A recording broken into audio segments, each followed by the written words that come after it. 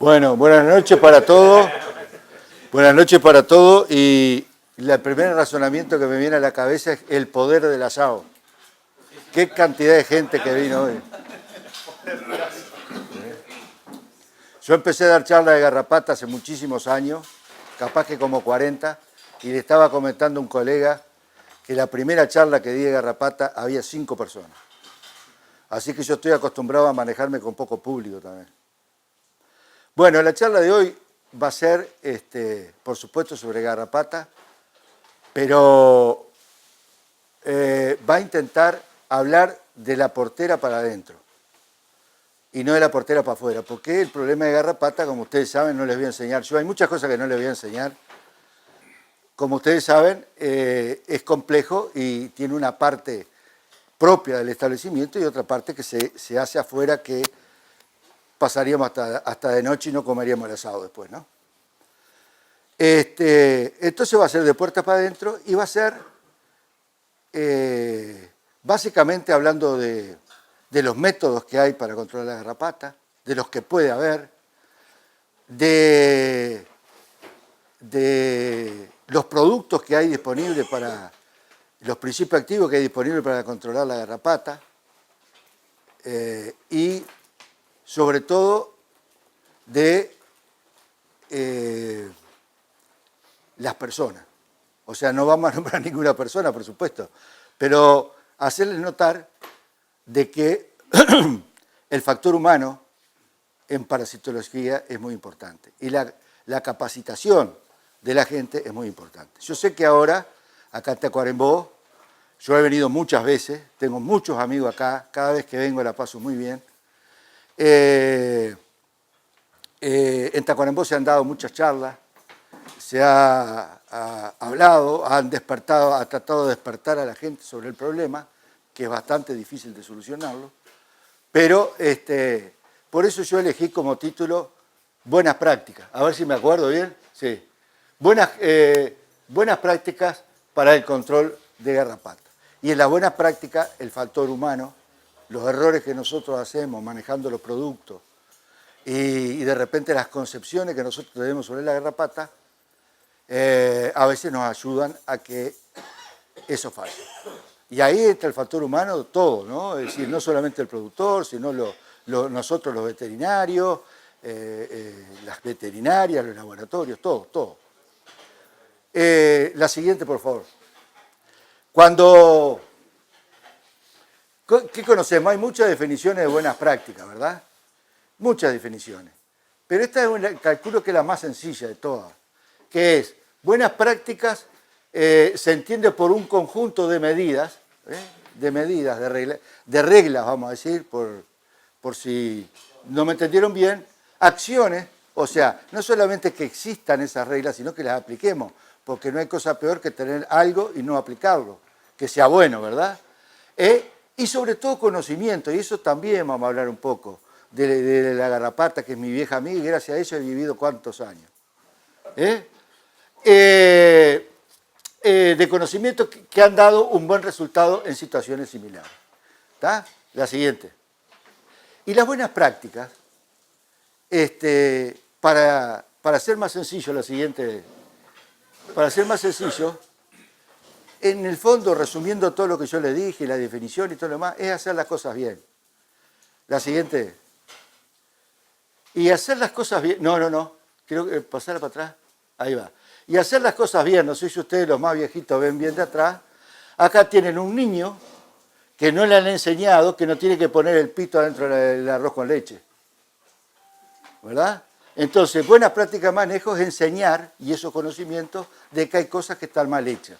Este niño está feliz tomando el arroz con leche con el pito en la panza. Y vamos a seguir diciendo bromas, porque si no, los que han venido mucho a ver charla de garrapata se me van a dormir, ¿verdad? La siguiente.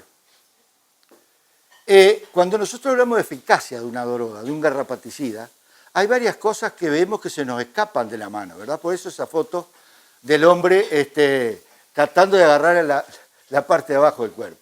Y una de ellas, la primera de todas, la siguiente, es la calidad de las drogas. Eso es fundamental. Las buenas prácticas empiezan con la calidad de la droga. Por eso ustedes vieron cuando, no sé si se fijaron en el título, abajo había una cantidad de impresiones que significan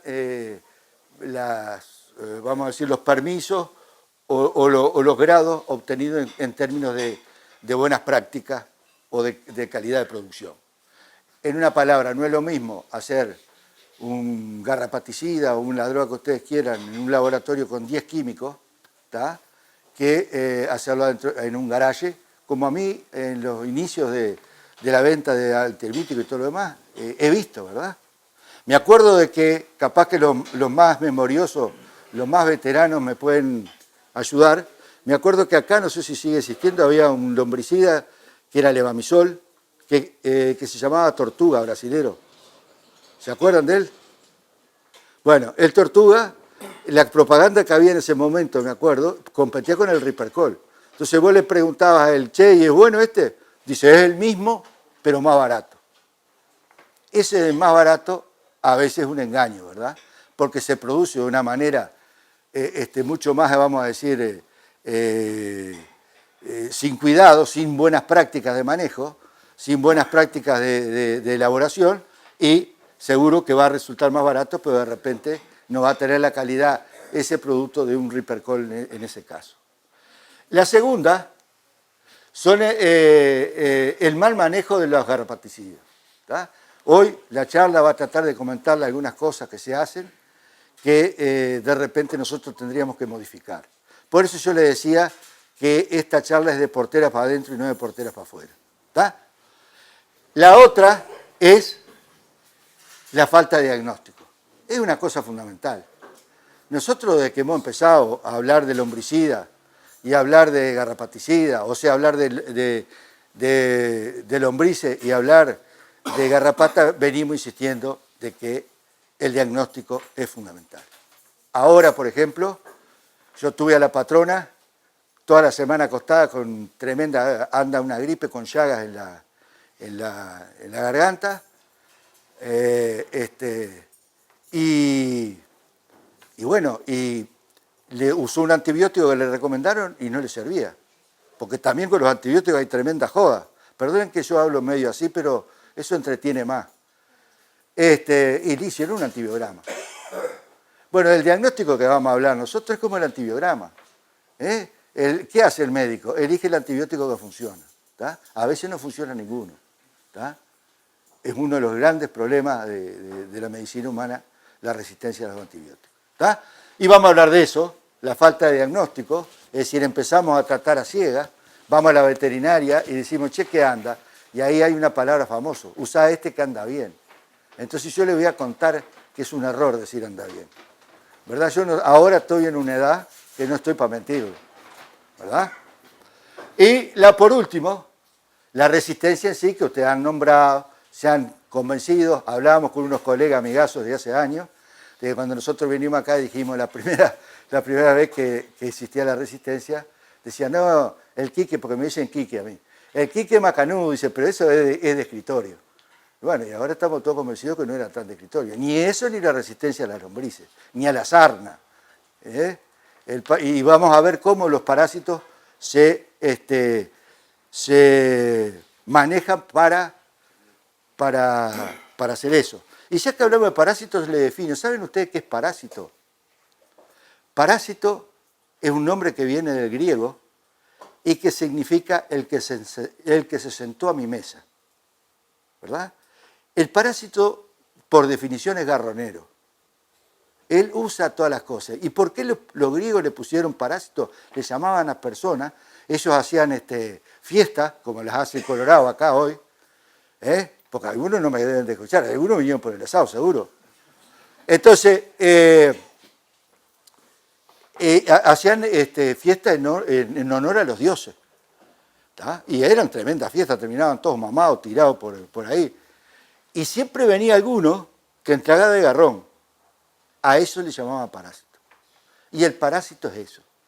El parásito es un oportunista. Ustedes tienen un ternero flaco y jodido y ese va a tener más parásitos. Tienen un mal comido con el sistema inmunitario embromado, ese va a tener más parásitos. Va a tener más garrapata, va a tener más lombrices. Hay épocas, que es básicamente el otoño, que parece que los parásitos se juntaran, ¿verdad? Hay mosca de los cuernos, hay garrapata, mucho más garrapata, hay más lombrices. Entonces, eso es parásito. El parásito, por definición, es garrón y es el que vive a expensas del otro. La siguiente. Entonces vamos a hacer un lote de consideraciones, ¿verdad? La primera es sobre el ciclo evolutivo. No vamos a hablar de ciclo evolutivo, algunos puntazos nomás porque saber el ciclo sirve para entender las drogas. ¿Tá? Porque es la primera gran confusión que tiene mucha gente, veterinarios jóvenes o que no han estado en la parte de parasitología y productores, es que todos los garrapaticidas son iguales. Si es garrapaticida, ese actúa igual, y no es así. Los garrapaticidas, yo se los voy a mostrar, actúan de manera diferente, cada uno, ¿verdad? Hay familias que actúan igual, pero digo, va a haber garrapaticidas bien diferentes. Entonces, vamos a hablar del ciclo, cómo influye el ciclo evolutivo. Esto es conocimiento dentro de la buena práctica. ¿Tá? La siguiente. Usted tiene una vaca, ¿tá? Y esto es una broma, por supuesto, llena de medicamentos. Le dan todo, quieren matar garrapata, le dan todos los medicamentos que pueden. Para los más veteranos, y disculpen las señoras que están acá, hay algunas pastillitas parecidas a Viagra por allá, medias triangulares. ¿No? Pero son blancas, no son celestes. Está lleno de medicamentos. Ahora, lo máximo que podemos lograr, llenando un animal de medicamentos, que es una utopía, es una cosa que no se puede hacer porque matamos al animal por toxicidad, lo máximo que podemos controlar de la garrapata, la siguiente, es el 5%. El 5% es lo que podemos controlar cuando logramos la mayor cantidad de eficacia, un 99.9%, matamos el 5% de lo que hay en el potrero.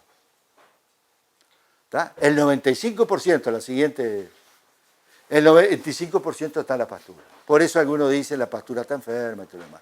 Y ahí hay un problema de manejo, ¿verdad? Alguien puso esa garrapata ahí. Y vamos a ver quién es el culpable de eso. ¿Tá? La siguiente. La culpable es esa señora que está ahí, que cuando cae la garrapata gorda, ¿tá? Es capaz de poner 2.500 huevos. ¿Tá? Entonces, esa es la que se encarga de multiplicar y sacar la eficacia a la medida que ustedes hacen. Por lo tanto, hay que tener cuidado con las porteras, hay que tener cuidado con los alambrados. Yo a veces hablando con algún colega joven, me decía, che, viste que dice a mí, a veces me sacan, dice, yo salgo a caballo a recorrer, me muestran el problema de cuáles son los campos más bajos y dónde hay más garrapata y todo lo demás, y eso está bien, dice. Le digo, pero sí, vos hacés eso, si querés, pero lo fundamental, si vos salís, mirá los alambrados perimetrales. Y le digo, es fundamental los alambrados perimetrales, buena práctica de manejo, tenerlos en orden. Porque siempre hay un vecino más relajado, hay un toro que se pasa, o lo que sea, y fíjense en una cosa, si un animal le entra al campo de ustedes que no tiene garrapata y que de repente pasó 4 años para liquidarla o más, y le cae 10 garrapatas, multipliquen 10 por 2.500. ¿Cuántas garrapatas le pone ahí? Pueblan el campo de garrapata. Y eso se llama potencial biótico. Eso es que tiene mucho que ver con la resistencia. Esa es la capacidad que tiene la garrapata de reproducirse rápidamente. La siguiente. Entonces, la única factor que influencia la garrapata arriba del bicho no es el clima. El clima no le hace nada. Nosotros que hemos trabajado algo en garrapata, agarrábamos en pleno invierno, julio, teníamos unos boxes allá cuando era la época del Rubino, allá en el 29, y le poníamos en julio garrapata arriba a los bichos, prende. Las larvitas salían y picaban y prendían. porque el mismo huésped del medio ambiente para ella ahí. O sea que el único factor que influencia a la garrapata, esto es conocimiento también, que influencia a la garrapata, el único factor es la raza. Entonces acá yo no vengo a decirle a ustedes, miren esta raza es mejor, que yo desde el punto de vista de garrapata le voy a decir cuál es la que responde más. Y la que responde más es la cebuina, el bos índico. ¿Por qué? Usted me va a decir, ¿por qué? ¿Qué razón tiene eso? Y sí, responde más porque el bos índico se desarrolló junto a la garrapata. Y ahí hubo selección no solamente de la garrapata, sino de los animales. Por supuesto, para llegar hasta a esta, vamos a decir, convivencia, se necesitaron cientos de años. Después los españoles, la conquista y todo lo demás, nos trajeron la garrapata a nosotros, ya preparada. ¿Tá? Y les voy a poner un ejemplo. Yo agarro un ternero, Brahman, con las cruzas y todo lo demás, las otras cruzas, ya la resistencia es menor, ¿verdad? Se diluye, pero en el Brahman es el que tiene la más resistencia. Y cuando es ternero, le pongo 100 larvas arriba y prenden 98. Prenden, quiero decir, se desarrollan. Y agarro un ternero Hereford o una Verdinangus y le pongo las mismas 100 larvas más y desarrollan la misma cantidad de garrapata. Y ustedes me van a decir, entonces, ¿cómo es el asunto? ¿Cómo es el asunto? La diferencia es que el Brahman está genéticamente desarrollado, es potencialmente, o sea, el animal potencialmente puede desarrollar resistencia a la garrapata. Entonces, cuando son adultos, después de varias infecciones, el aparato inmunitario, la resistencia al bicho, hace de que el Brahman al final desarrolle el 2% de la garrapata que yo le puse. Y el Hereford y el Aberdeenangus, que son Bostaurus, me va a desarrollar el 40 al 60% de la garrapata. ¿Desarrollar que pongan huevos? ¿Eh? No, desarrollarla, porque el Brahman, la garrapata pica y el resistente y no termina el ciclo, entonces no puede poner huevo. ¿Está? Entonces, claro, esto es para que ustedes entiendan el problema y no es para que ustedes cambien de ganado, porque el Brahman tiene otros problemas, ¿no? ¿Me entienden? Entonces, para decirles que lo único que influencia el ciclo de la garrapata es la raza. ¿Tá? Por eso por ejemplo, yo he andado bastante por Venezuela, ahora no se puede ir a Venezuela, pero por Colombia, por Bolivia, en países más calientes.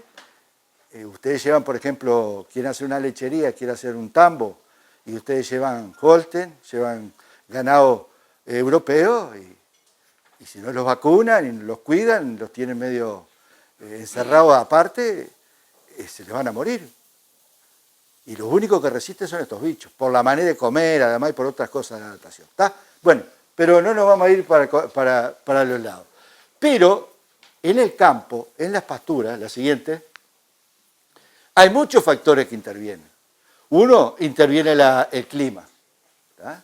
Ahora nosotros vamos a ver en algún momento que en pleno invierno, sobre todo en invierno fuerte, la garrapata que cae puede caer sanita, ¿tá?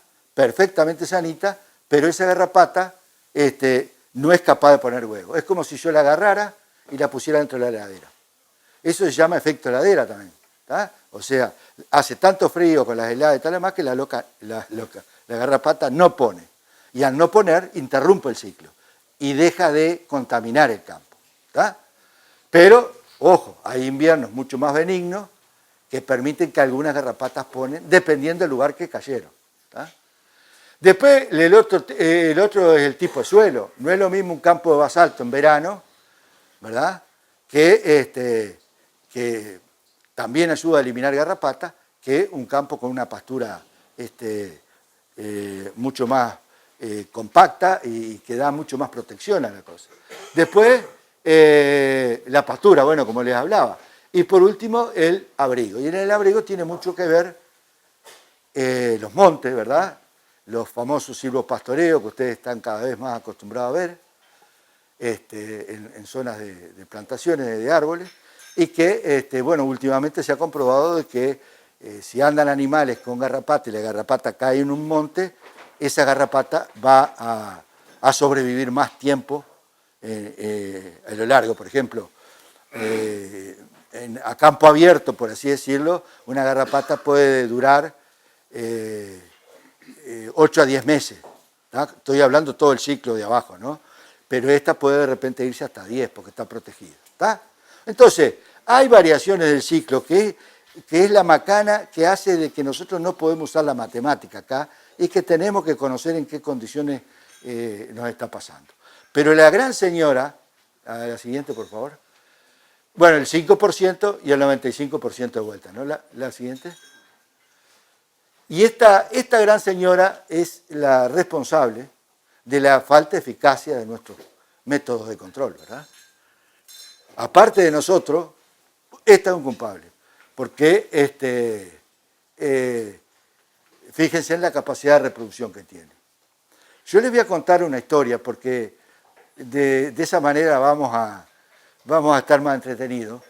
A mí me tocó trabajar, antes de salir de Rubino, en un establecimiento de basalto cerca del límite con Tacuarembó, de unos colegas muy macanudos.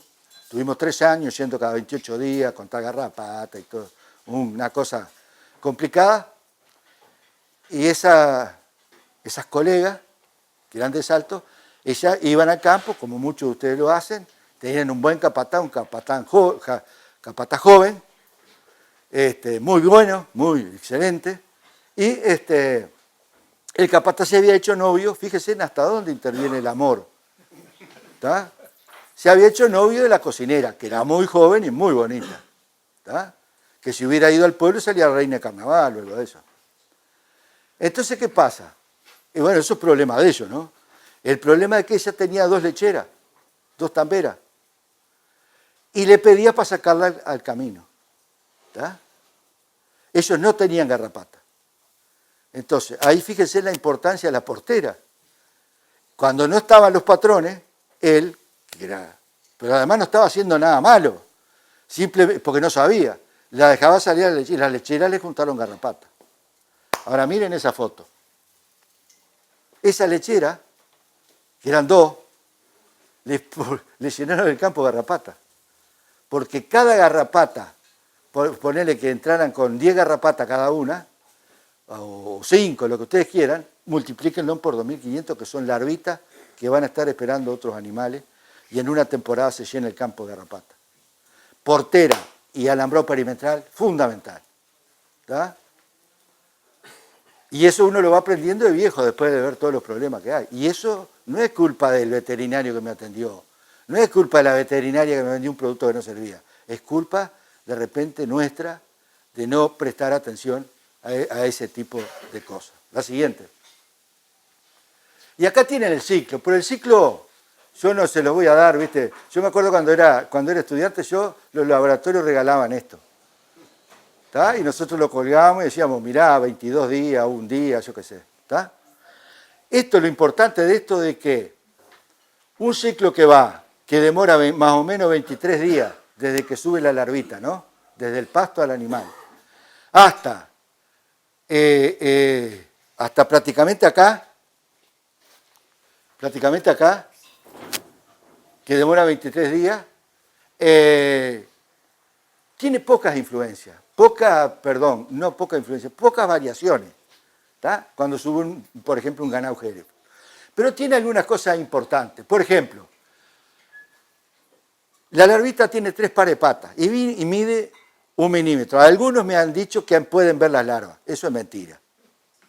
No la podés ver. Y más cuando son más veteranos, ¿qué hacen ustedes la primera vez cuando van al tubo? Se sacan los lentes para no romperlos.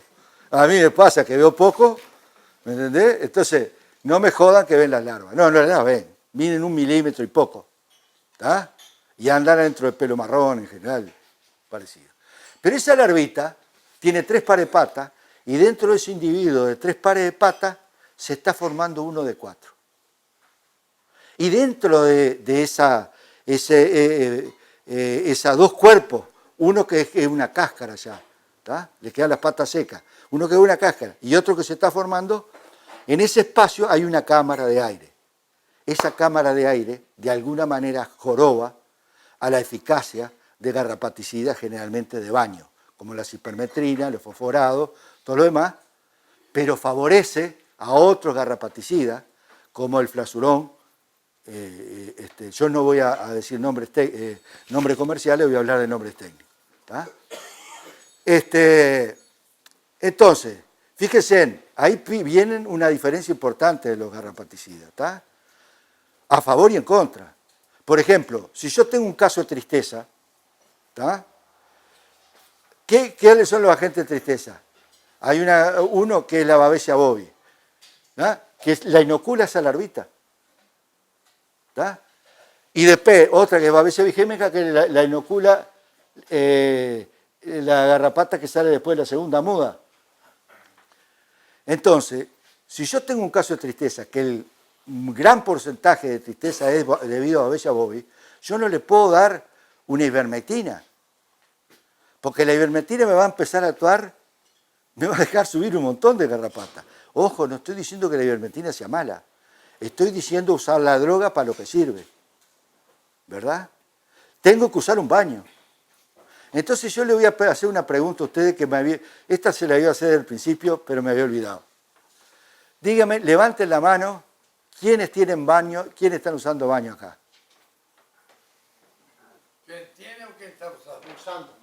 ¿Quién está usando? ¿Eh? Ajá. Así que dentro de todo, si yo veo poco, ¿no? Corríjanme. ¿Hay uno solo? Hay otro que usa aspersión por ahí. Ah, bueno, yo voy a la aspersión ahora. Así que uno solo usa baño. Bueno, de eso vamos a tener comentarios, ¿no? ¿Y quién usa aspersión? ¿Cuántos son? Contame, Subam. Dos. Y todo lo demás yo asumo que usan o inyectable o purón. ¿Eh? Está. Bueno, yo le voy a decir, un poco como veterano, a mí me da lástima cuando veo un baño lleno de basura, lleno de tarros vacíos. Los baños los van a necesitar ustedes en algún momento, porque la vida es como en la política, es redonda, va cambiando y es un movimiento pendular a veces, ¿no? Algún día van a necesitar los baños. Yo los cuidaría. Y después vamos a hablar de por qué se dejaron de usar los baños y todo lo demás, vamos a hablar de esas cosas, ¿está? Entonces, lo que hay que usar en ese caso de tristeza, yo le decía, es un producto que actúe, que tenga volteo, que actúe enseguida sobre la garrapata, ¿tá? Y después vamos a diferenciarlo en productos de contacto, productos sistémicos, etcétera, etcétera, etcétera, ¿tá? Y después el ciclo sigue y la segunda muda, como le había hablado algo, sucede alrededor de los 13 días. Para producirse esas mudas se necesita que la garrapata produzca una cosa que se llama quitina, que es lo que le da ese color marrón y que la deja dura. Entonces, hay drogas, ¿tá?, que actúan específicamente sobre esos estadios. Quiere decir que yo, si comparo el flasurón con una cipermetrina, no habiendo resistencia, por supuesto, ¿no?, suponiendo que los dos funcionen bien, la cipermetrina es mucho mejor para usarla en caso de tristeza, pero el flasurón es la único que me mata los estadios de la garrapata que no me agarra la cipermetrina, o que falla, por esa cámara de aire que yo le dije. Y eso son diferencias, porque el modo de actuar es totalmente diferente, ¿tá? Bueno, seguimos. Prácticamente, entonces la quitina se produce. Esto, acuérdense ustedes, porque lo vamos a usar cuando hablemos de flasurón. Se produce en la primera muda, que la primera muda se da más o menos los 5 o 6 días. En la segunda muda, que se da más o menos los 13 días, y acá. Esto es una acción de la droga que ustedes no se dan cuenta, porque está en el suelo. Pero es importante, porque le saca ese potencial reproductivo que tiene la garrapata. Eso que decimos que cada garrapata pone 2.000 a 2.500 huevos por día, ¿tá? Pero de repente, ustedes van y se quejan a la veterinaria, se quejan con el Colorado. Me olvidé de agradecerle al Colorado la invitación y de contarle a ustedes que hace con más de 30 años que lo conozco. Tengo el honor de conocerlo y soportarlo también. Bueno, Ahora con esto se me fue. Pero básicamente el ciclo es eso. La siguiente. La siguiente. Ahí va. Otra. Segundo, consideraciones sobre los métodos de aplicación. ¿Está? Dale, la primera, ahí va. De las ¿Qué tenemos para controlar la garrapata hoy? La vacuna. Acá tenemos a Nacho que sabe de vacuna mucho más que yo. Pero la vacuna es el sueño del pibe para el veterinario que se dedica a parásitos. Es el sueño del pibe. Fíjese tener una vacuna contra la garrapata. ¿Está? Es excepcional. Esa es la gran diferencia que hay con una persona que trabaja en bacteriología, o sea, con bacterias o con virus, porque eso les aparece un problema y pueden, con los problemas relacionados a la enfermedad, pueden desarrollar una vacuna y proteger los animales, si tienen buena cobertura. Nosotros no hemos logrado una vacuna para casi ningún parásito. Y las que hemos logrado han sido más bien experimentales y no funcionan muy bien. Con la vacuna de garrapata los australianos empezaron hace más de 30 años. Y lograron, bueno, en una charla más académica, es interesantísimo escuchar cómo lograron esa garrapata. Pero en hecho concreto hay una cosa, algo funciona, algo se puede decir que funciona, no en Uruguay, en cualquier país de Latinoamérica, cuando lo usan, cuando el productor lo adopta. Yo le pregunto, che, ¿los lombricidas se usan? Sí, claro. Hasta demasiado lo usan. ¿Los garrapaticidas lo usan? Sí, claro. Hasta demasiado a veces. Pero la vacuna prácticamente no se usa en Latinoamérica. Se usa un poquito en Cuba, se usa un poquito en México, que la están dejando usar. En Australia la descontinuaron. En Colombia tiene algún problema. Entonces no ha sido la vacuna. Bueno, y cuando la venden tienen que tener gente que acompañe el uso de la vacuna, técnicos, veterinarios, porque no es cosa fácil de manejarse. ¿Y cuál es el problema básico?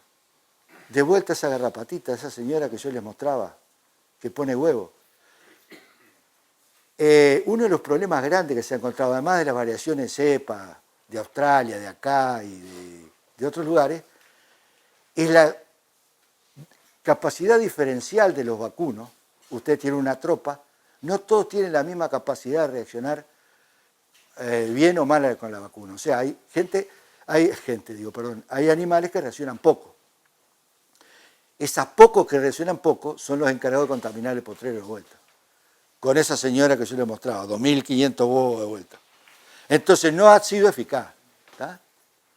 Y bueno, ojalá logremos una vacuna, ojalá sea eficiente, pero hasta ahora no se ha logrado, sobre todo pensando de que capaz que la principal razón es que una garrapata es un ser viviente con una gran complejidad antigénica o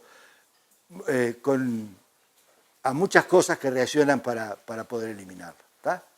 Bueno, entonces esa es la realidad de las vacunas. La siguiente. Prácticamente no hay, salvo el fuego, un método que controle la larva en la pastura. Se ha probado azufre, se ha probado cantidad de cosas, de productos, hasta fipronil se ha usado, y no hay método que controle importante la garrapata, porque la garrapata y cae al azar, y en una caída al azar puede ser que la loca caiga al lado de un pique, donde haya más, camina poco, ¿no? Prácticamente después que cae, y prácticamente al lado de un pique donde haya una pastura más larguita, y ahí la loca da todas las larvas. Y cuando 2 o 3 garrapatas que les pase eso, que tengan suerte, se olvidaron de tener el potrero libre de garrapatas. Entonces, no hay método práctico, hay unos pastos, unas pasturas que se llaman histilosantes, que han demostrado que son capaces de pegar las larvas, largan como una babasa, son de buena calidad proteica, vamos a decir, pero tampoco podemos salir y decirle a un productor, sobre todo un productor de ganado de carne, che, mirá, tenés que plantar pastura para esto. O sea, hay cosas que son lindas teóricamente, pero son imprácticas, ¿verdad? La siguiente. Entonces lo que queda y lo que tenemos que cuidar, fundamentalmente, son los garrapaticidas, que seguirán siendo importantes para combatir la garrapata. La siguiente. Entonces acá entramos en el tema que yo ya se lo había mencionado, de que no todos los garrapaticidas son iguales. Generalmente, para un productor, yo diría promedio, y es un garrapaticida, sí, es un garrapaticida, pero tiene un modo de acción. La manera de matar la garrapata es diferente. Entonces tenemos los garrapaticidas de contacto, que en general son los que, por eso yo les preguntaba quién usaba baños, son los de los baños, que en mi opinión personal no va a pasar mucho tiempo de que se van a empezar a usar de vuelta. Y ya no van a traer baño ustedes si no lo cuidan. ¿Está? Esto no es a favor de nada, porque ellos por algo lo dejaron. ¿Está? Los garrapaticidas de contacto. Eso es, por ejemplo, la cipermetrina con etión, el amitraz, todo eso que ustedes saben. ¿Está? Por supuesto, todo lo que son baños de aspersión, ¿está? Son todos garrapaticidas de contacto. ¿Qué tienen esa virtud? Tienen volteo. ¿Está? Es lo que antes, al productor de antes, sobre todo, le gustaba ver. No dar un producto y de repente pasan 2 semanas y hay garrapata todavía en los bichos. ¿Está? Un es el fipronil, ¿está? Que es sistémico, o sea, tiene que ser, ¿cómo es? Se introduce en el cuerpo y es metabolizado por el organismo, o también actúa de contacto, o sea, es intermedio. Y después los sistémicos, que son las lactonas, que son la ivermectina, la abamectina, la doramectina, todos esos productos que son excelentes, que son los productos que cuando salieron se acercaban a la droga ideal, poca dosis, gran eficacia, poca toxicidad, pero que lo han usado tanto, de que ya ha tenido problemas con las lombrices y con las garrapatas. La siguiente. Entonces, vamos a hablar un poquito de los métodos, ¿no? ¿Cuántos eran que dijeron de que tenían baño de aspersión? Dos nomás. Bueno, yo les voy a contar esos dos. Les voy a contar algo que nos pasó a nosotros hace unos años. ¿Cuáles son las ventajas? Es que si se hace correctamente, se logra un buen mojado a los animales. Sabemos que los baños de aspersión, en general, los bichos pasan apurados, pasan rápido, que muchas veces hay que poner una bolsa adelante, que los bichos se enloquecen, que patean los punteros, los caños, todos los problemas que ustedes me quieran decir. Pero si nosotros logramos que no pasen tan rápido, sobre todo, se logra un buen mojado. Fácilmente se puede cambiar de principio activo, o sea, no son 10.000 litros de agua, no son 12.000 litros de agua, es un tanquecito que nosotros podemos cambiar con facilidad el principio activo. Cambiar o poner nuevo. Y otra de las ventajas es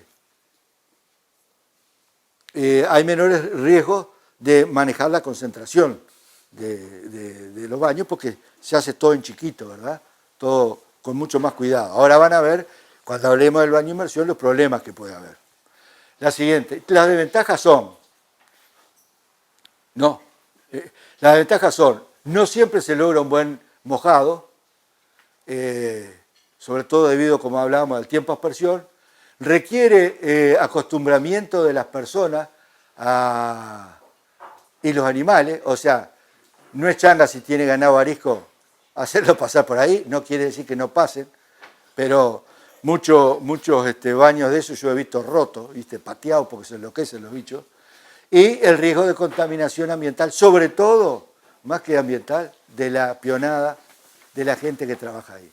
¿Tá? Porque eso se forma un spray que a veces sale, se esparce, y si hay viento sobre todo es peor, y eso puede producir problemas. La siguiente.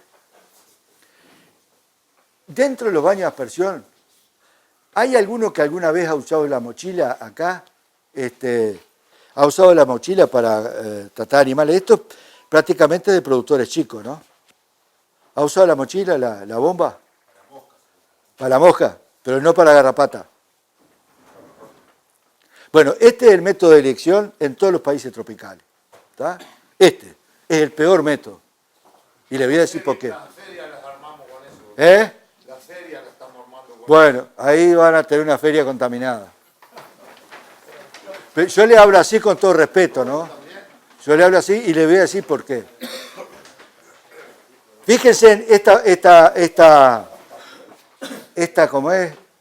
Esta foto de Costa Rica. Pero compárenlo con un productor chico acá. La diferencia es que el productor chico acá pide al más grande que le deje bañar. Y allá no hay tutía, no hay grande con baño grande o lo que sea. Entonces, cuando el productor, no sé si ustedes están de acuerdo conmigo, cuando tiene pocos animales, los animales en general son mansos. Andan a la vuelta. ¿Tá? Entonces, en este caso, por ejemplo, ellos lo hacían entrar un tipo corral techado, techado porque ahí llueve mucho, ¿tá?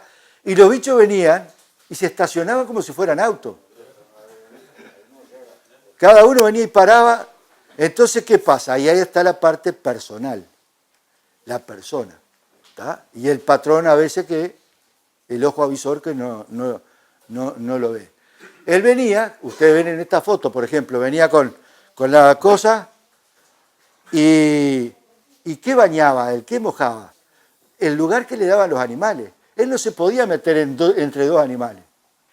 Bañaba solamente un lado y un poquito en el margen de la cola. Eso no sirve ni para mosca. ¿Tá? Menos para garrapata. Que está metida en la piel, en el pelo.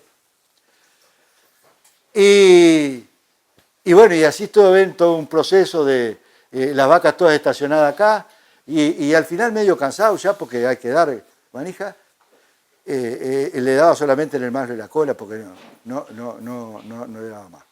Ahora yo le voy a decir que si ustedes quieren hacer un baño en mochila, fíjense y hay que decirle a la gente de la feria que hay cosas que no la recomienda el Quiquenari, la recomienda la FAO. ¿Tá? El baño en mochila, dale, no hay que bañar de arriba para abajo. Esto es manejo, buenas prácticas. No hay que bañar de arriba para abajo. ¿Por qué? Y usted lo sabe mejor que yo. El bicho tiene el pelaje que actúa como teja. Ustedes cuando agarran un repasador muy seco y quieren limpiar la mesa, que se les cayó un vaso de vino o lo que sea, al principio no chupa, después chupa. El pelo igual. Pero el pelo a su vez, como está en declive por gravedad, ustedes le echan un chorritito arriba y resbala. ¿Verdad? Ese es el primer error. De acuerdo a la técnica que propone los australianos y la FAO, usted tiene que empezar con el coso de abajo para arriba, a contrapelo, de manera que el producto entre dentro del pelo donde está la garrapata. ¿Tá? No estamos hablando de mosca, estamos hablando de garrapata. Le digo, el 90% de los productores allá, por ejemplo, de Ecuador, de Costa Rica, de Nicaragua, todos usan mochila. ¿Tá? Entonces, a la vuelta y en círculos para arriba, porque se le mete. No tienen que echar 1 litro. A veces no echan ni 1 litro el animal. Lo soplan con producto. ¿Verdad? La siguiente. Se me cayó la siguiente es el círculo en todo cuerpo. La otra, la presión. Cuando alguien compra una mochila o una bomba, generalmente compra bombas para fumigar o poner a los durazneros, a los naranjeros, a los árboles, que no necesitan gran presión. Pero esta sí necesita presión y hay bomba para eso. Necesitan bombas especiales. Yo creo que por ahí tengo apretada la presión, pero no calienta. Y después el asunto, cada animal se tiene que llevar entre 3 y 4 litros. ¿Tá? Y ahí yo les hablaba de 1 litro solo. Entonces, ¿qué eficacia va a tener? ¿Tá? Tiene más eficacia, como también hace en Centroamérica, porque tienen pocos animales, es de sacar las garrapatas de a uno, la gorda que se va a caer. La hacen en los tambos, eso parece mentira, ¿no? Tiene una persona, sobre todo las lecheras que son blancas, la agarran y le sacan la garrapata gorda. La siguiente. El baño de inmersión. El baño de inmersión, si no tiene resistencia, es el mejor método de bañar la garrapata, si no hay resistencia. Es muy eficiente cuando hay resistencia, cuando no hay resistencia, perdón. Hay mucha experiencia de uso, yo ya diría que había mucha experiencia de uso. Cada vez se está perdiendo más la experiencia para usar un baño. ¿Tá? En general los productos que se usan ahí, ¿tá? Cipermetrina, tienen un corto periodo de espera. Y ahora las desventajas.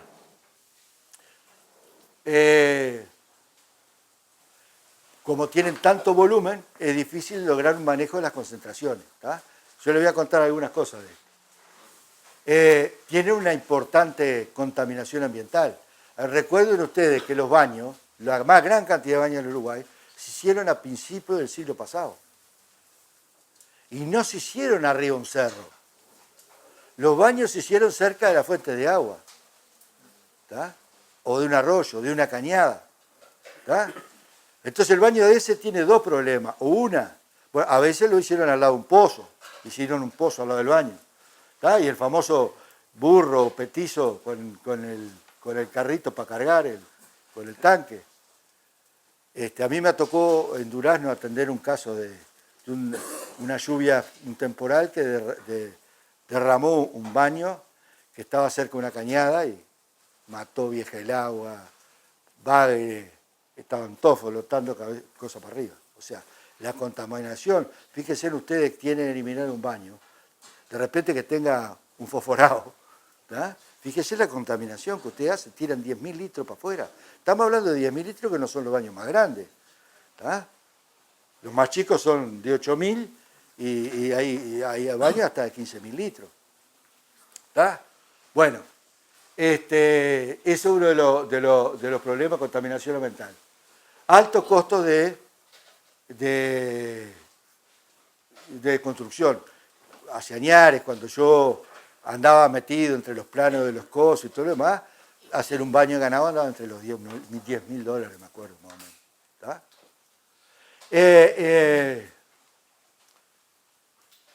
Y después hay una cosa que es la necesidad personal. ¿Tá? Y yo sé que el campo ahora no se caracteriza por tener mucho personal disponible. ¿Tá? Entonces, usted sabe que en Brasil se hizo una tesis de un veterinario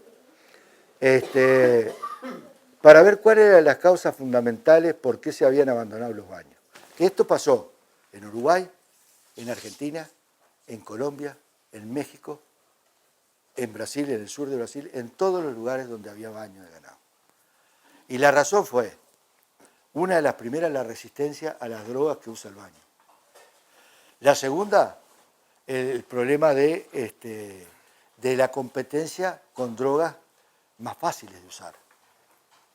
Y la tercera, pero muy importante, es la falta de personal. ¿Tá? O sea, la falta de personal en un baño es dramática. Hay que tener, y si más si se tiene mucho ganado, mucha gente trabajando en eso. La siguiente. Los purones. Las ventajas son que son fáciles de aplicar. Cualquier tipo de instalación. Tienen vaca preñada, tienen de repente productor chico que no tiene buenas instalaciones, de repente algún corralito con varejones, yo qué sé. el método se adapta, ¿verdad?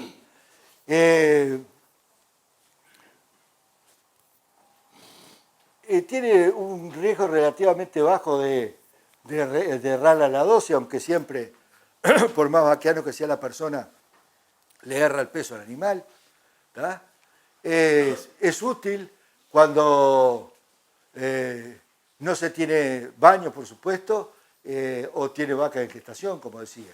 Y las desventajas son, una, el costo, la otra, las dosis elevadas de principio activo, o sea, son productos que en general tienen más periodo de espera, pueden ser menos efectivos en animales flacos. Y ahora después yo le voy a explicar por qué son menos efectivos en animales flacos.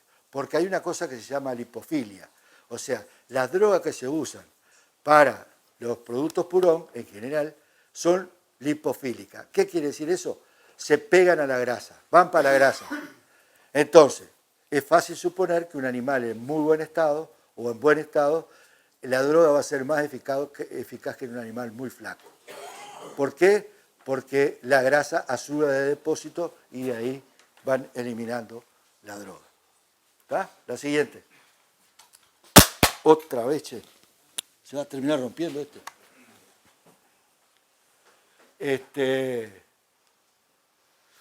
Lo inyectable. Fácil de aplicar en cualquier tipo de situación. Vieron que los purones, que yo había olvidado decir, ahora tienen formulaciones modernas que le permiten darlo incluso esperando que dentro de pocas horas llueva, ¿verdad? Tienen una manera de penetración más rápida, se ha logrado un montón de ventajas, pero siempre yo me imagino que ustedes tienen un purón que los compraron con sacrificio y todo lo demás, y si está por llover, ustedes se aguantan hasta el otro día a ver qué pasa, ¿verdad? Bueno, el inyectable no tiene ese problema. Ustedes lo ponen en cualquier momento y esa es una de las grandes ventajas. Actúa sobre las lombrices gastrointestinales y eso es importante. Y, por supuesto, como yo les decía, no son influenciados por condiciones climáticas. Que llueva después de la toma de la que hicieron, ustedes dieron la... que tomó la toma, como dicen algunos, no importa. Las desventajas son normalmente el precio, de vuelta, residuos en carne y leche por largo tiempo, eso es muy importante.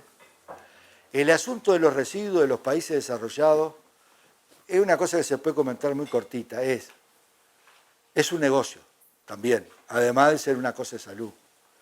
Porque eso se llama cargas no arancelarias. Ellos, con tremenda tecnología, pueden detectar, con aparatos muy sofisticados, pueden detectar partículas muy chicas de un producto.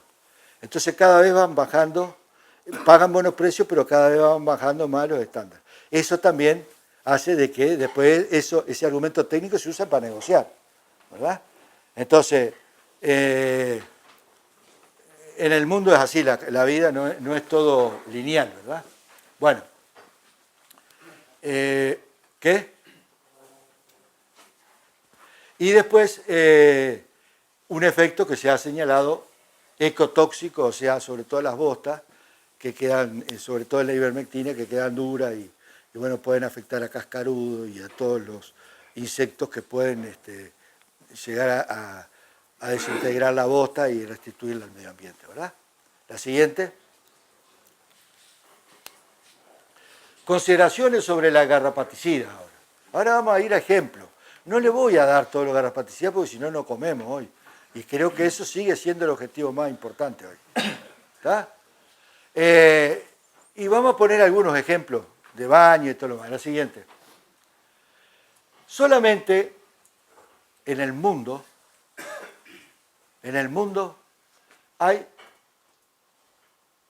o yo no diría en el mundo, en Latinoamérica hay 6 grupos de familias químicas que se pueden usar.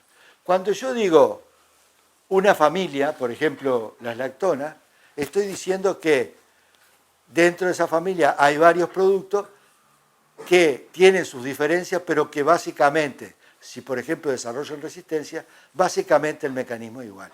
¿Tá? O sea, esta tiene un tipo de desarrollar resistencia, esta otra y así.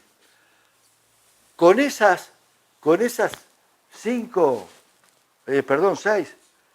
familias de productos, ¿tá? Que ustedes sería bueno, yo he visto cada vez más productores que manejan esos nombres, ¿tá? Porque así no compran a ciega tampoco, que sería bueno que ustedes se las memoricen porque no son tan difíciles. Para mí me parece fácil, por seguro yo hace como 40 años que estoy en esto. Bueno, con esas están todos los productos comerciales de todas las marcas que ustedes pueden encontrar en esta veterinaria. En esta y en cualquiera. Hay más de 200 productos de rapaticidas registrados en este momento, o alrededor de 200. Fíjense que todos refieren a alguna de estas familias de drogas. ¿Tá? La siguiente. De vuelta, diciendo que en el mercado son todos estas drogas. Quiere decir que cuando hablamos de cuidar, antes tenemos que cuidar esta familia, ¿tá? Que es lo único que tenemos. ¿Tá? La siguiente. Los productos que se usan para inmersión, aspersión o espalda o mochila, ¿verdad? Por ejemplo, uno de ellos es la mitraz, viejo y conocido mitraz. Una droga buenísima, que por supuesto ha desarrollado resistencia, pero que ha aguantado muchísimo, no solamente en el Uruguay, sino en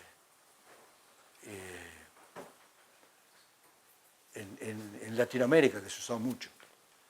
Y a mí me pasó un caso, siempre contando historias, en Artigas es un lugar que está embromado de garrapata, de un colega muy amigo que me decía, pero Quique, dice, yo hago las cosas bien, me dice. Y me lo dijo en público, ¿no? Y yo me quedé callado y le digo, bueno, está bien, si vos decís que hacer las cosas bien, está bien. Pero después él me invitó a tomar café con leche en la casa y empezamos a hablar. Y resulta que lo que yo me enteré es de que él hacía 15 años que usaba Amitraz.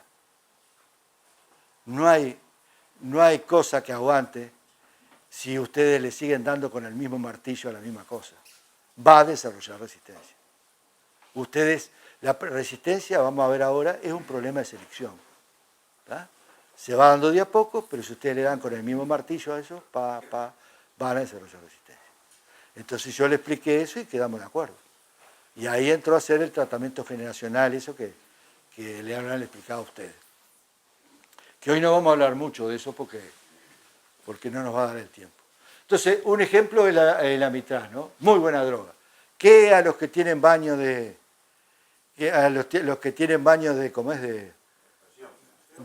aspersión, les voy a hacer otro cuento. Pero que les va a interesar a todos. Productor de Salto, ingeniero agrónomo él, 3 estancias a cargo. En una de las estancias vino y nos dijo que tenía problemas de resistencia a Amitraz. Un tipo dado cuenta, Entonces, lo que nosotros hicimos, sacamos el tanquecito, ¿viste? Del tanque de inmersión, sacamos una muestra, la analizamos en el laboratorio, teníamos los equipos ahí, la analizamos. Esa muestra dio prácticamente agotada. Fíjense en cómo puede influenciar el hombre en esto, ¿no? Entonces, ya empezamos, esto que está agotado no es resistencia. Si vos no tenés Amitraz, ¿qué va a controlar? ¿Está? Entonces hicimos una prueba para mostrarle a él, la siguiente. Lo que ustedes ven en la barrita colorada es el Amitraz, esto es concentración de Amitraz, ¿no? Y esto es tiempo, lo que va para allá, para la derecha. La barrita colorada es cuando yo uso el Amitraz a la concentración con cal, ¿no? Pero con toda la cal que me indica el laboratorio. ¿Tá? Eso me da a mí un pH. El pH es como una acidez que es lo que hace degradar al Amitraz, ¿no? Lo hace que no sea más la misma droga. Entonces, esta roja era el amitraz, como decía el laboratorio, a toda cal, ¿no? Toda la cal que indicaba. Que eso puede ser para un baño de inmersión o para uno de aspersión. En el baño de aspersión no se recomienda usar toda cal porque se tapa los punteros. ¿Ah? Hay problema. Pero vamos llegando. Y después la amarilla, la barra amarilla, era, es la misma droga, pero a media cal. La mitad de lo que dice el laboratorio. ¿Tá? Que eso le da un pH más bajo y es 9. Y después, el último, que es lo que se usa frecuentemente y que está bien que se use así en los baños de aspersión, el amitraz solo. Y el amitraz solo tiene tanta eficacia contra la garrapata como el amitraz con cal a pH 12, con la mayor cantidad de cal. ¿Por qué se le pone la cal? Ustedes me dicen si tiene la misma eficacia.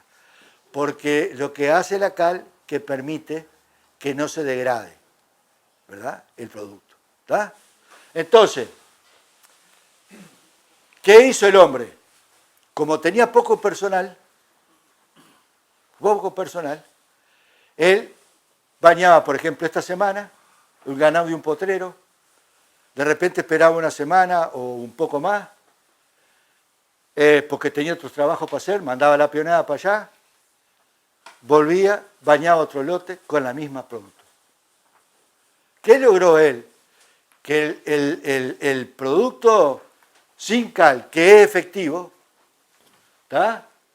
Fíjense en acá, a los 7 días, cómo bajó la concentración, y fíjense, a los 11 días estaba a menos de un 40%. Y ahí entró a fallar. Y eso era para él era resistencia. Eso es malas prácticas de uso de un producto. Consecuencia, yo ya me había, porque yo fui mucho tiempo al establecimiento de él, yo me había hecho amigo de él, una muy buena persona, y yo le digo, loco, no seas amarrete, vos haces lo que quieras en tu casa, pero cada vez que vos vayas a bañar, tirá ese tanquecito que no te cuesta nada, amitraz, no es ivermectina metida adentro. Tirá ese tanquecito y poné uno nuevo. Y bañás cuando querés, pero no uses en un baño de aspersión un amitraz después de los 4 días. ¿Está? O sea, para resumir, si vos tenés un baño de aspersión, podés usar amitraz, pero, y hacer lo que quiera con los peones y todo lo demás, o vos sos el dueño del establecimiento, pero vos tenés que cambiar, en cada baño tenés que cambiar ese tanquecito con droga nueva. Porque si no se te va a degradar, el pH le va a bajar y se te va a degradar. ¿Está? La siguiente. Por ejemplo, la cipermetrina y el etión. Ustedes saben que no hay fosforados que no sean mezcla acá, ¿no? No se permite, fosforado solo. El etión es un fosforado. Y esta es de las drogas que yo conozco más gauchita, que ha durado más, que se ha usado más en el Uruguay y que le ha respondido al productor. Por supuesto que también hay resistencia, porque no se salva ningún producto. Acuérdense que la resistencia es algo que se puede desarrollar en cualquier droga, por más moderna que sea. Entonces, un producto dedicado, como es, que es importante para piojos, para sarna, tiene esa ventaja que yo le decía para matar las larvitas, que inoculan la tristeza, tiene un montón de cosas, pero tiene un problema, que la veterinaria, como ustedes saben, no se los puede vender si no tienen un plan sanitario. ¿Tá? Y ese plan sanitario, a su vez, tiene que ser corroborado por el jefe de sanidad animal. Si ustedes quieren que yo le diga, yo creo que es una medida desde el punto de vista sanitario correcta, sobre todo con el lío que tuvimos después con Estados Unidos, ¿no?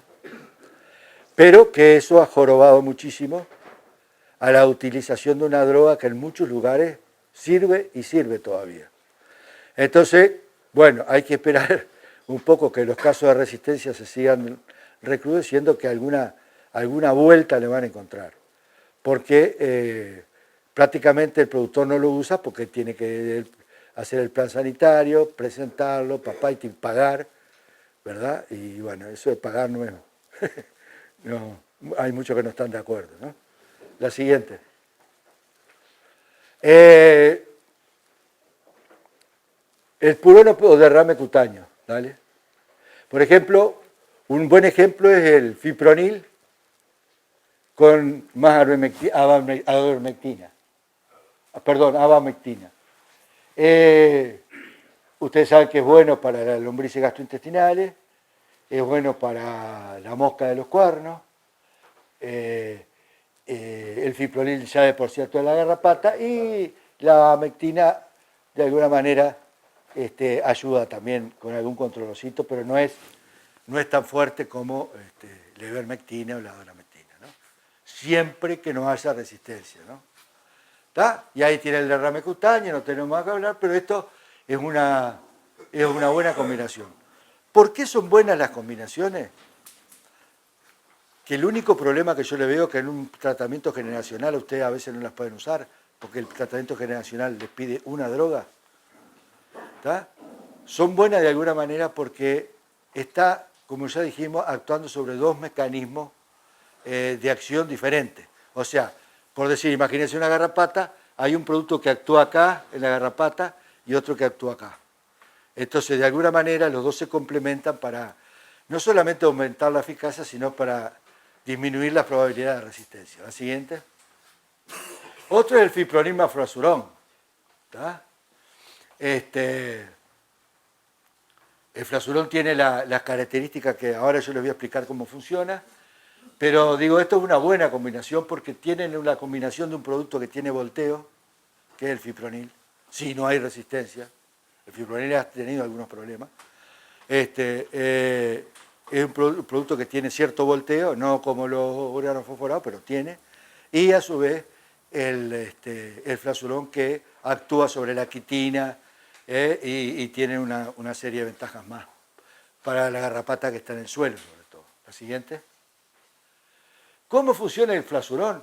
Esto que ustedes acá tienen es una sección de la piel de la garrapata, con la cáscara, vamos a decir, ¿no? Esa parte marrón que ustedes ven, o media verdosa, es la cáscara.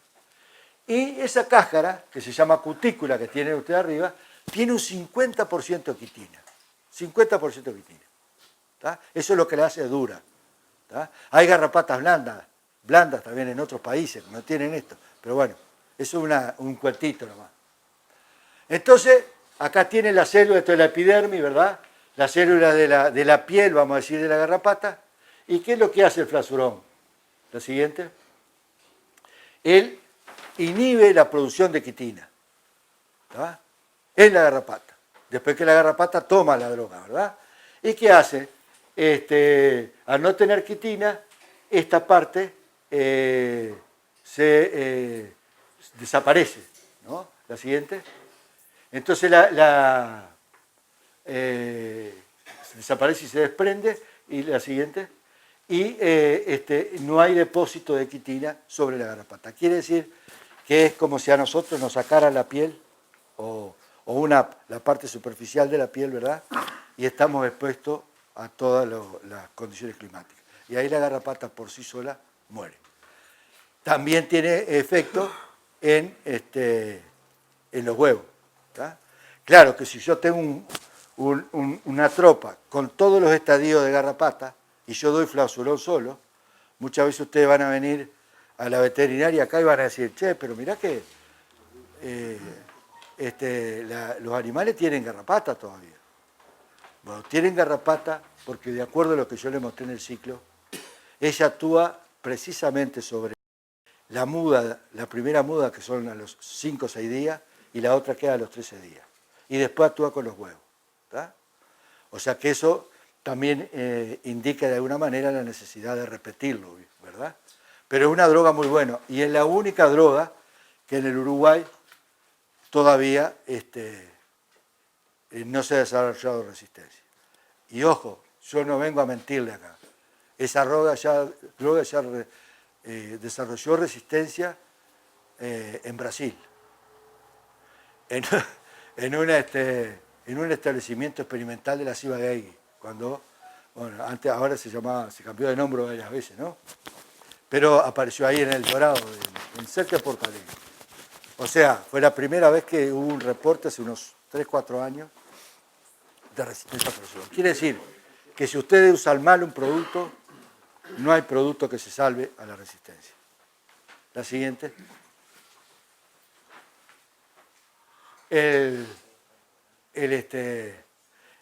Simplemente para reafirmar lo que yo le decía, actúa acá, el flasurón, acá y acá. Si yo doy a un animal que tiene 200 garrapatas y muchos están en este estado, van a seguir vivas. Las va a agarrar acá después. ¿Tá? Eso no lo ven ustedes. Y ustedes van a pensar que el producto es malo, que tiene resistencia, lo que sea. Lo siguiente. Los inyectables. Adelante. Por ejemplo, otro ejemplo es la ivermectina, más conocida por ustedes que hablo. La ivermectina 3.15. Generalmente hay fabricantes que la hacen con una formulación diferente, por ejemplo la tixotrópica, que se llama, que básicamente es como una especie de gel, que cuando usted lo pone en el movimiento, lo agitan, se suaviza, se solubiliza, y eso le permite, cuando está en el animal, liberar el producto más lentamente y que dure más, ¿no? El poder residual. ¿Está? Tienen el problema, como yo les decía, del problema del tiempo de retiro, ¿verdad? 122 días. Si ustedes no están engordando bichos, lo están por sacarnos, le van a dar una de estas para llevarlo al frigorífico, ¿no? La siguiente. La doramectina es droga bastante similar. Yo diría que es de la misma familia y de la misma casa, por así decir, que la ivermectina. Muy parecida, con las mismas características, tisotrópica, es un insecticida. Esto sí, es muy bueno. Es bueno para las bicheras, ¿tá? Aunque no dejan poner ahora en el claim, pero anda para las bicheras. Es la que se usó, vamos a decir, históricamente para las bicheras. ¿Tá? La siguiente. Para ¿qué considerar en lo sistémico? La siguiente.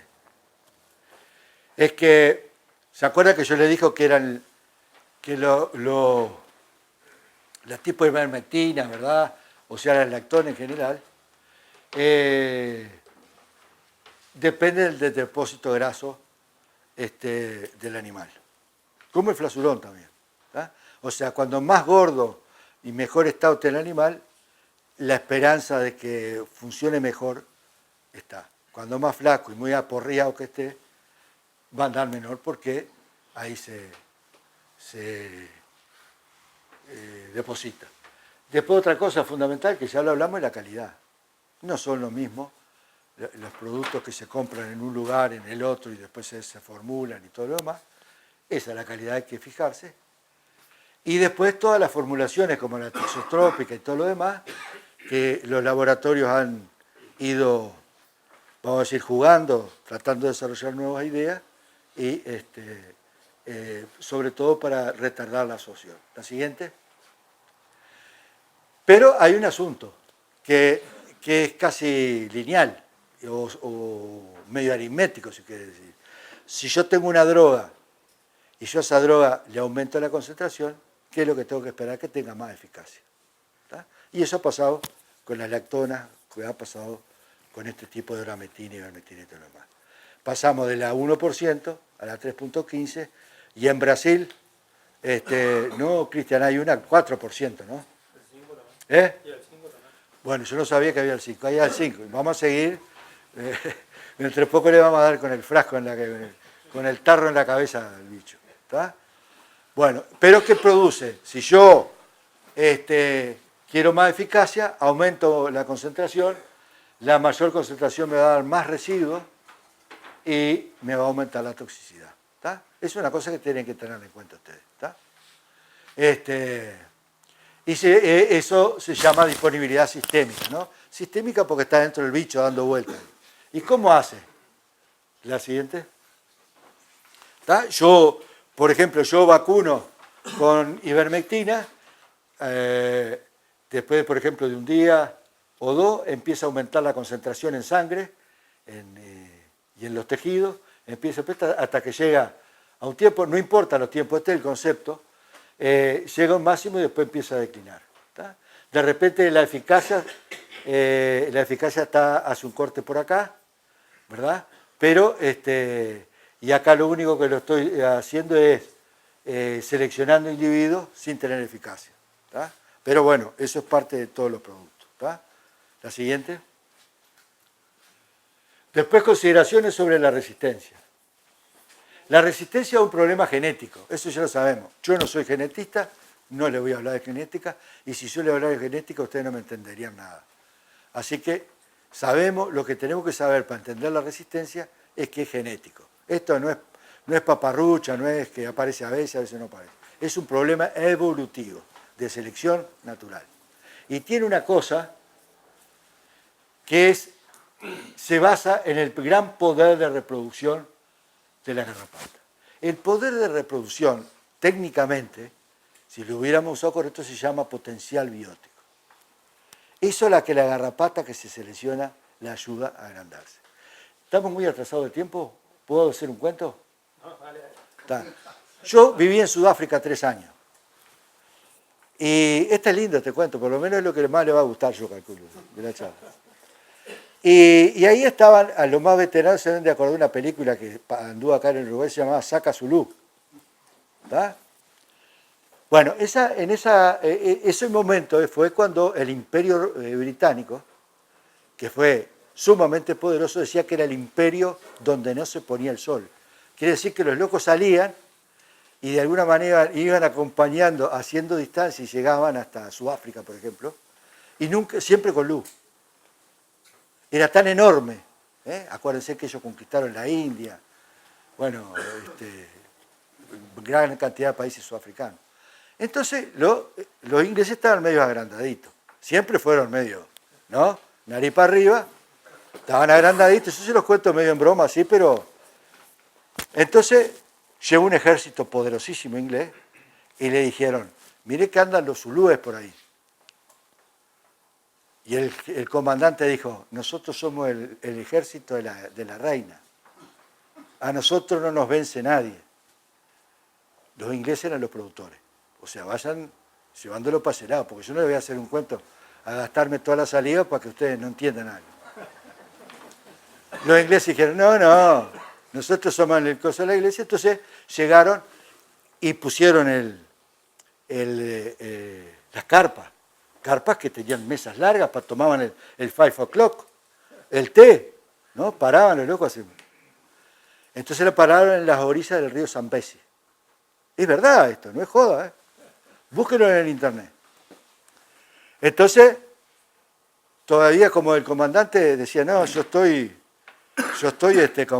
sobrado acá, mandó como 1500 hombres a corretear negros para el otro lado del río. Salieron a corretear. Ojo, se debilitaron. ¿Tá? Y de repente, ellos tenían un guardia de avanzada, un vigía, y tenían otro más cerca, a otra orilla del río. Entonces aparece el primer vigía y le dice al comandante que había quedado ahí. El comandante dice, mire que los zulúes quieren cruzar el río, dice. Y el comandante dijo, no me importa, nosotros tenemos la tecnología. Nosotros tenemos las armas, dijo. No se preocupen. ¿Tá? Siguieron tranquilos. Al ratito vino el soldado ese de vuelta y dice, comandante, hay una cantidad de negros, dice, son como 300 negros que están cruzando el río ya. Está bien, dice, bueno, vamos a ver. Hasta que cuando se estaba decidiendo ahí toda la cosa, viene el vigía más cerca de la carpa y le dice, mire que ya están llegando. Entonces, loco, ejército, pum, pusieron una fila de fusileros, ¿tá? Una fila parado, otra fila de acostado, y entraron a matar negros. Y mataban negros y venían más negros. Y seguían matando negros y venían más negros todavía. Y cada vez que ellos creían que por su poderío podían seguir matando negros, aparecía el MAS, ¿tá? De una colinita que había ahí. Miles y miles. Y mataron miles, dejaron el tendal. Bueno, eso es la resistencia. Ustedes se creen que porque tienen drogas poderosas pueden matar miles de lombrices. Las lombrices o las garrapatas se matan de la risa de eso, como se mataron los zulúes. ¿Tá? Los zulúes terminaron destruyendo todo el campamento, todo, cuando vinieron los otros no encontraron nada. ¿Y qué era? ¿Y sabe por qué el ejército perdió? Porque se quedaron sin balas. Es lo que nos está pasando a nosotros ahora. Nos estamos quedando sin balas. Hay que cuidarlo y no exagerar en el uso. ¿Tá? Entonces no creer que va a salir una nueva droga. ¿Saben cuánto sale desarrollar un garrapaticida? Ustedes se van a decir que estoy loco, pero no. Lo que veo poco, pero loco no estoy. ¿Cuánto sale desarrollar un garrapaticida? Por lo menos, tipo como lo que se desarrolló la ivermectina. $100 millones. Porque el desarrollar una garrapaticida no es salir a hacer prueba de campo y probarlo. Es todos los estudios de residuos, de cómo se comporta la droga, de esto, del otro, que se lo exigen además. Sí, y para desquitar eso, en una especie que no está en apogeo, se considera que el mundo en el 2050 va a ser abastecido básicamente con carne de pollo y de cerdo. Ojo que yo no es que esté en contra del ganado, estoy a re favor del ganado, pero no tenemos que engañar. ¿Y sabe por qué? Porque el ave y el cerdo se puede criar en poco espacio con gran inversión de capital. Y el vacuno no. Ya, ustedes acuérdense de mí, los más jóvenes sobre todo, ya cada vez se van a ver menos grandes extensiones con poca rentabilidad y todo lo demás, todo lo que quieran ponerle arriba, y porque la cosa viene por otro lado. Entonces, la resistencia es eso. Al final lo que te mata en el establecimiento con la garrapata es el potencial, es el potencial biótico. Es que la garrapata se reproduce tanto que no hay quien, vos podés matar, que siempre va a haber algunas que son más resistentes y van a sobrevivir a esa droga, y después otra, y así es la historia. La siguiente. Entonces, cuando hablamos de resistencia, el maestro Tavares decía que en el camino está la recompensa. Y yo diría, asumiendo las palabras de Tavares, que en el camino está la resistencia. Y es el productor, uno de los responsables más importantes, y lo digo con todo respeto de vuelta. ¿Tá? O tendría que ser el productor. ¿Por qué? Porque la primer tipo de resistencia que hay es cuando, por ejemplo, cuando yo estoy usando cipermetrina, por ejemplo, uso cipermetrina, hago como mi colega que usaba mitraz, y me aparece resistencia a la cipermetrina. Esto se llama resistencia única. ¿Por qué? Porque los piretroides tienen un montón, tienen la flumetrina, tienen la alfa-cipermetrina, tienen un montón. Pero a mí me pareció a la cipermetrina. Entonces voy a la veterinaria y me dice, mirá, acá hay uno, y no hago la prueba. Y eso es un error también. ¿Tá? Porque la veterinaria lo hace con el mejor gusto, pero la veterinaria necesita saber qué le vende, como la farmacia, qué te vende de antibiótico en la farmacia. Entonces la resistencia única me va a hacer que de repente yo use flumetrina. Uso flumetrina, pero como son tan cercanas, lo esperado es de que, como yo no cambié drásticamente el mecanismo de acción, es que me aparezca una rápida resistencia. Capaz que ese producto, la flumetrina, por decir un ejemplo, no me dura más de un año. ¿Tá? Y me aparece resistencia. Entonces, cuando me aparece resistencia a dos integrantes del grupo, la siguiente, se llama resistencia colateral. ¿Por qué? Porque es la misma resistencia, pero con dos productos de la misma familia. ¿tá? Por ejemplo, cipermetrina y flumetrina. ¿Tá? Ustedes se acuerdan que la flumetrina es un producto muy conocido, que la desarrolló Bayer en su época, que estábamos hablando con un colega que trabajamos juntos ahí, ¿te acordás? En la estancia de los 7 hermanos. Digo, él fue en el 85, hace 40, 30, ¿eh? Ajá. Bueno, la siguiente. Entonces sigue progresando la resistencia en ese camino. Y después viene lo que se llama resistencia colaterales, que es cuando yo me di cuenta que ya no me funcionan los piretroides sintéticos, me di cuenta que no funcionan y cambio a mitral, ponele. ¿Tá? Y le doy a la mitral, y entonces de repente un día me aparece una garrapata, que eso lo puedo saber solamente a través de la técnica de diagnóstico, ¿tá? Y me aparece resistencia a la cipermetrina y a la mitral. ¿Tá? Y así sigue, seguimos usando, cambiamos y aparece el último tipo de resistencia conocido, que es la resistencia múltiple, que es de esos 6 grupos que yo les mostré, cuando vos tenés resistencia en 3, por lo menos. Y después el camino que tenemos es incierto, está el monte ahí, no sabemos qué va a pasar. Pero si nosotros en la situación actual no cuidamos los garrapaticidas y usamos un buen diagnóstico, la vamos a quedar. ¿Y quién hizo ese camino? La siguiente. La hizo el productor. Lo hizo el productor. No porque el productor lo hizo de gusto, porque, no, lo hizo el productor porque de repente nos asesoró bien, porque de repente vino alguien y le dijo, usa esta que anda bien, eso hay que desterrarlo. No es anda bien, hay que demostrar que anda bien. Para eso está el lombrité en la lombriz y para eso hay prueba de garrapata. La prueba de garrapata y el lombrité son los antibiogramas que usan los médicos, con todas las diferencias que pueden hacer. Y hay que usarlo porque ustedes tienen que partir de un sistema, entonces, de un sistema real. Entonces, ¿cuál es el problema? Es el costo.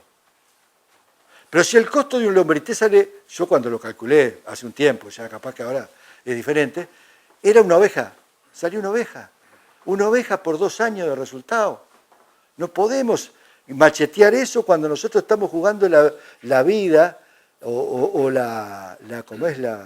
el desarrollo de todos los animales del establecimiento. Lo mismo garrapata. Acá tienen la suerte ustedes, de que Tacuarembó no es uno de los departamentos más complicados del país. Mucho más complicado está Rivera, Artigas.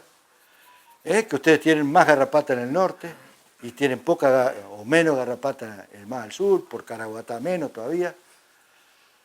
Entonces, ustedes están en la etapa que tienen que, y perdonen que les hable así, que tienen que agarrar y decir, bueno, tengo el línea ahí al lado. Tratar de hablar, una asociación de productores o lo que sea, a ver si no le hacen los análisis. Les digo más, no sé si vos sabés, Cristian, estoy seguro que sabés, nosotros habíamos logrado en Microsule, que el dueño de Microsule, el doctor Bringa, pagara $200 por cada muestra de garrapata en Rubino. Y no pudimos lograr que le hicieran. Porque no tienen personal allá en Rubino, Montevideo. Sí. No tienen personal como para hacer esas pruebas. ¿Tá? O sea, a nosotros nos interesaba tanto que íbamos a pagar $200 por prueba de un productor de ustedes si compraban, por supuesto, los productos Microsule, que tiene prácticamente toda la gama. Entonces, con todas sus deficiencias, que no es exactamente exacto, ustedes tienen un rompeo muy bien. Si una prueba de larva, por ejemplo, que ustedes hacen, le da que prácticamente no funciona para la ivermectina, ustedes no usan más, no la siguen usando. ¿Tá? Yo conozco productores que usan la ivermectina, porque es un problema que usan para el tratamiento generacional, ¿tá? Que yo no quiero hablar hoy porque lo desarrollamos nosotros también, pero digo, no quiero hablar para no atrasar el asado. Productores que en la última semana de julio usan una ivermectina 315 y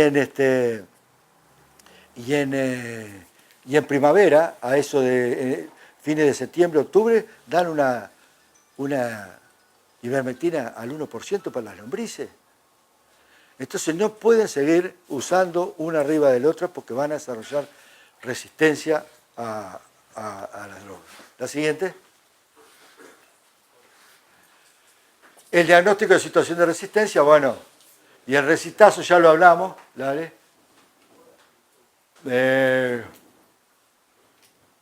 El productor es la principal variable, cada predio es una unidad diferente. Por ejemplo, yo tengo un productor y me lo encuentro en la feria. Ustedes acá en Tacuarembó tienen 2 ferias infestadas con resistencia. ¿Verdad? Yo se los puedo contar. Y es bravo sacar de una feria. Hay productores que son irresponsables y mandan con garrapata resistencia a la feria y después que se cayó la garrapata hacia el suelo, ¿qué hace? Es como la del capataz del establecimiento allá de Salto. ¿Me entienden?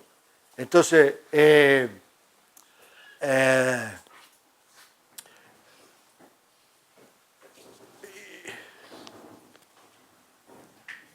productor decía que tiene que hacerse responsable de esas cosas y sobre todo la gente joven es tratar de aprender con los veterinarios, ¿verdad?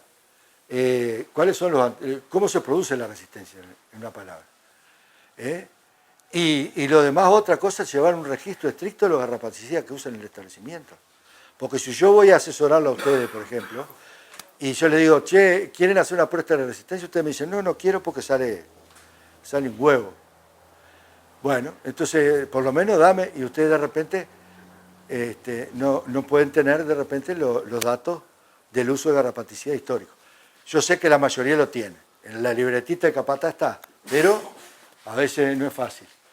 Eso antecedente, y él anda bien, eso yo creo que es una exageración que hay que erradicarla. Anda bien no quiere decir nada. Anda bien quiere decir anda un 90%. ¿Tá? Y hay medidas para no, yo le decía, como la variable principal del productor, ustedes pueden tener un lindero que tenga un tipo de resistencia o no tenga resistencia totalmente diferente a ustedes. La garrapata no vuela, ¿verdad? Claro, entonces digo, que usted sea lindero y que usted sea muy amigo del vecino, y que usted vaya a la feria, después me desvíe de otra cosa, vaya a la feria y hable con un amigo y le diga, mirá, tal droga anda bien, no quiere decir nada, el consejo que le da es muy sano, muy bueno, pero usted tiene que saber qué le pasó a usted. O sea, cada diagnóstico es individual y posiblemente varios establecimientos linderos, como se ha comprobado aquí en Tacuarembó, que aquí en Tacuarembó apareció la primer cepa resistente a ivermectina, que después se erradicó, cada uno tenía una resistencia diferente. ¿No? Bueno, la siguiente. Y bueno, y después la importancia de la muestra y todo eso, que ustedes lo hablen con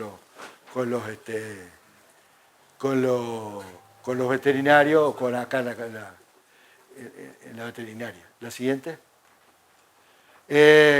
O sea que cosas de las más importantes para comenzar una nueva vida, vamos a decir, antecedentes de tratamiento y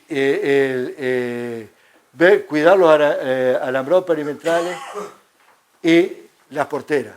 ¿Verdad? Una de las grandes fuentes de infección son los caminos de tropa. Y por supuesto el diagnóstico, ¿no? El diagnóstico de sensibilidad. La siguiente.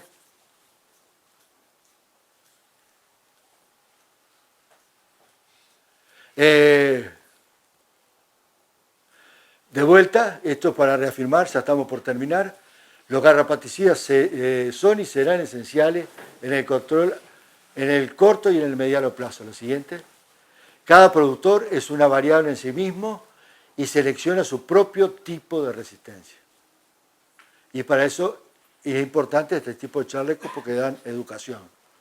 Es difícil que un productor pueda manejar tantas variables, varios tipos de resistencia. O sea, cada uno estamos formados para una cosa y yo tengo que aprender con ustedes un montón de cosas y ustedes de repente tienen que aprender otro montón de cosas de los veterinarios que tienen experiencia. La siguiente. Cada rancho, perdone porque esta charla también se dio en México, así que cada movimiento debe ser considerado como una unidad epidemiológica, o sea, de vuelta, no son los mismos.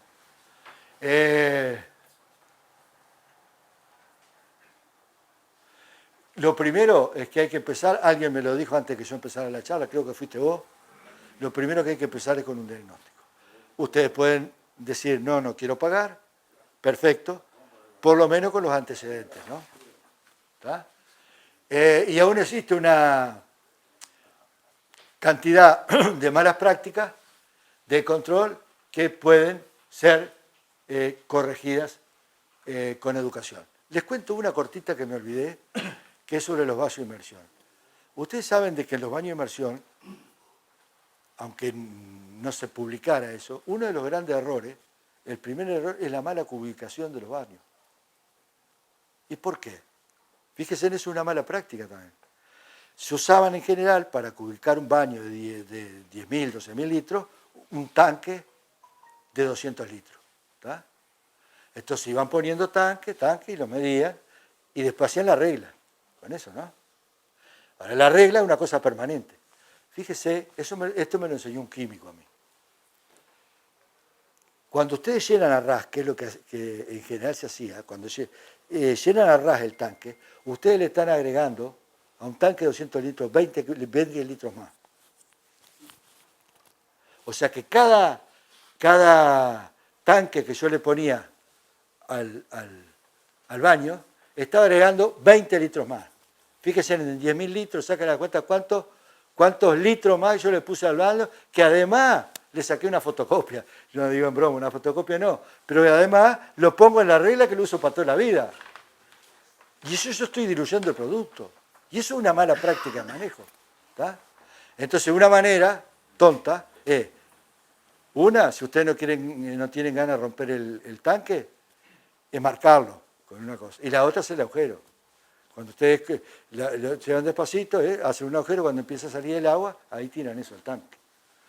Bueno, yo creo que, la siguiente, que lo único que me resta es decirles perdón por el tiempo que consumí, que fue bastante. Muchísimas gracias, fue un placer para mí estar con ustedes.